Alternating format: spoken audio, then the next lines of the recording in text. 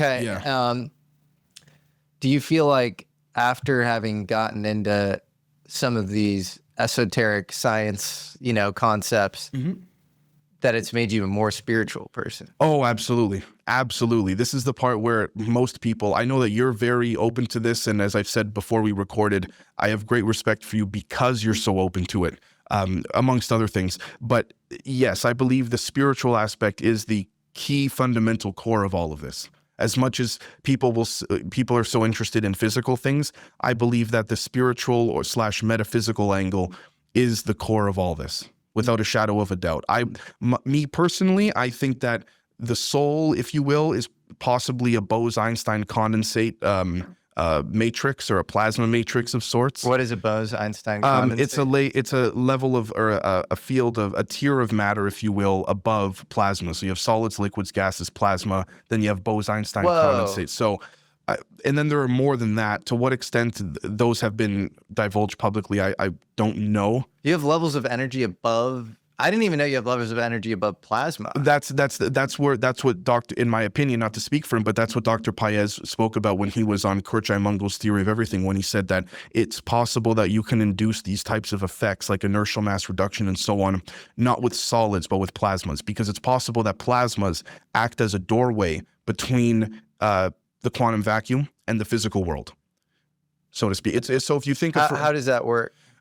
In a very basic manner, example, the way I gave the example of like the pizza slices for the Maxwell, the Lorentz regauging and all that. If you think of the quantum vacuum all around us as moving very, very rapidly, maybe faster than the speed of light or maybe at the speed of light, think of a bunch of doorways moving quickly side to side, and they're moving so fast you can't grab one of the handles to open those doors.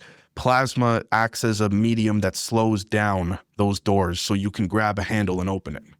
Explain that. It's possible plasma slows down quantum vacuum fluctuations.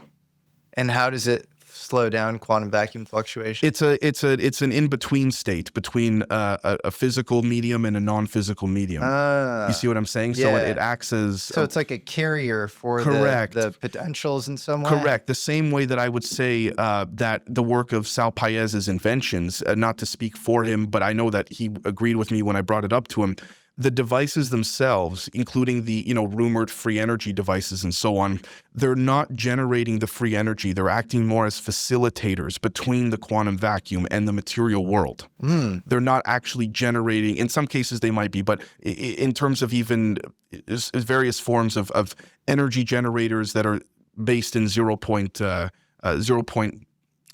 fields or 0. When we talk about virtual particles, right, is free energy essentially the extraction of virtual particles into real particles? That in some cases, yeah.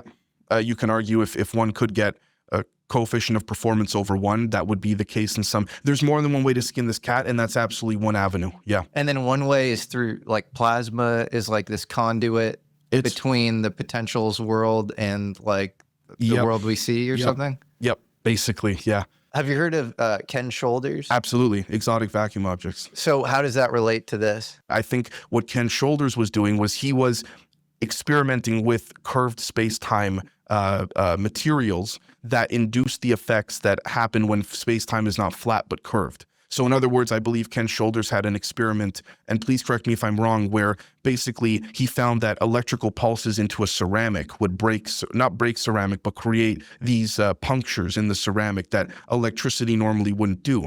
It's possible he was interacting with a slight gravitational field in those with what he was doing. Now, another example is semiconductors. This is not well known, but in the field of semiconductors, at least publicly to my knowledge, when you're dealing with, and forgive me if I butcher this to those that are watching in the semiconductor field, particularly on the manufacturing side, but when you're dealing with the doping of the core lattice of a semiconductor, if you were to take that core lattice and give it to audio experts to then analyze, you would hear this nonstop hum. And that goes back to what we talked about with the Zitterbuegung, that the Germans called the swing stopping, but there's still every piece of matter is still oscillating. It's possible that hum is an electromagnetic interaction with the subtle gravitational field. Whoa. It's possible. I'm not saying it is. I'm saying it's possible because I don't want to. Well, it's interesting because that often is described around UFOs as you hear this humming noise. That's really interesting. Yeah. Have you heard of Burkhard Heim? Do you know? I have. This was this German scientist who was working on some interesting kind of antigravitic, stuff, and then he was brought over to the U.S. and I think he worked with Lockheed Martin or Martin Corporation pre-Lockheed merger. Martin Marietta. And Martin Marietta, and I think they had a Martin Corporation at least had a program called RIAS, which was their anti-gravity research outfit. Got you. And I believe Burkhard Heim did contract work for them. A lot of his work is in German, but I believe he has two heirs on the theoretical physics side, two guys named Drescher and Hauser. Okay. They also believe in two forms of gravity, canonical, like small scale gravity and large scale gravity. And they say one of these forms of gravity bind with electromagnetism more tightly. Specifically, I think some of these more exotic electromagnetic experiments involve this sort of binding. I would agree. I think that what they're saying there, unless I'm interpreting incorrectly, is identical to what I was saying earlier in our conversation about how gravitational effects could come from the electromagnetic conditions inducing topological states that would lead to the coupling to the gravitational field that could then, through the strong nuclear force, actually literally create, have a, warp space-time itself. Time displacement, what have you, a situation where the inside of the craft is larger than the outside, space-time metric engineering, as Dr. Puthoff talks about. I think there's something there with superconductors and semiconductors and high voltage that we already know secretly can be done with that.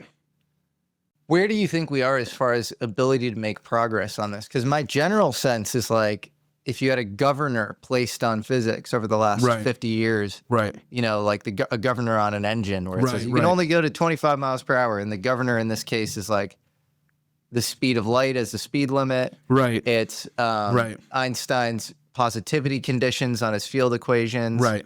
It's, no scalar field. You'd say the governor is a bunch of different things. Right. All those seem, and that the governor is your consciousness has nothing to do with your matter interactions, whatever. The governor's coming off on all of those things at once is what it feels like. Right. And so what does that mean? Because you have all these different, dynamics at play. You have the national security state probably wanting to push this to the extent that it's not tipping the hat to the adversary. Right. You have all this civil side need for this, just as far as our cities are in decay. Like airplanes have not improved over the last 50 years at all. You have this duopoly. There's an energy crisis right now, I believe, in North America as well. There's we have fracking and stuff, but there should be some update there as far, and maybe even an update beyond, nuclear fission plants. Right. And so, and there are startups working on nuclear fusion, but they're often working on it from the super Sisyphean perspective of these tokamak reactors where the energy necessary to create these high-powered lasers is just sort of self-defeating if you're trying to create free energy in the first place. It's like, why would you do that? I think there have been, to your point, I think there have been discoveries that make the white world of physics, I don't want to say laughable, because I have tremendous respect for the people that generally are not in the know and that just genuinely are trying to do good research. But the implications, I think, to the core of your question, I think we're at a time right now where, and I'm not speaking for anyone other than myself, but from my little corner of the world, I think that we're dealing with multiple factions or elements of both government and private industry that have vast influence on what could or could not be revealed. And I think right now there's an issue of no one really knows what to do. Yeah. And because if you reveal some, then what a technological advancement, then people are going to take it and run with it, and then that's going to open up a whole other avenue of research that admittedly can be weaponized pretty easily if someone has a nefarious mindset. Yeah. So I do actually understand to a significant extent the necessity for not divulging this in some cases. Now, in other cases, I also think, however, that we should not let the carte blanche answer of national security impede our spiritual and technological development. Yeah. So I'm not saying I know what the answer is. I'm saying that it should be talked about more, and all the people you've had on have been fantastic to help move this forward. I think you've played a crucial role in this, but as to how the line can be drawn, I'm not going to sit here and pretend like it's easy. It's effing tough. Yeah. It's not easy. Yeah.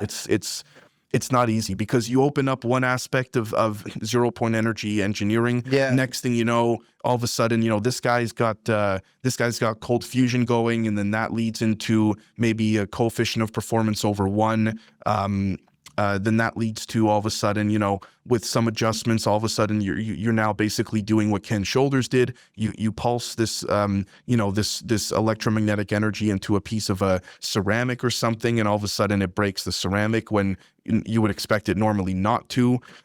All this type of stuff, and I think then you have to ask, okay, what? And again, this becomes an issue because it sounds like I'm trying to say that there should be gatekeepers, but I don't think there should be. But at the same time, you turn some of these, we have mutual friends that are privately working on some of these things where with half a year's worth of work, 6-7 months worth of work in the lab, all of a sudden it's a weapon now. Mm-hmm. And if someone gets a hold of that weapon, it's game over for a lot of people. The world's getting weird, man.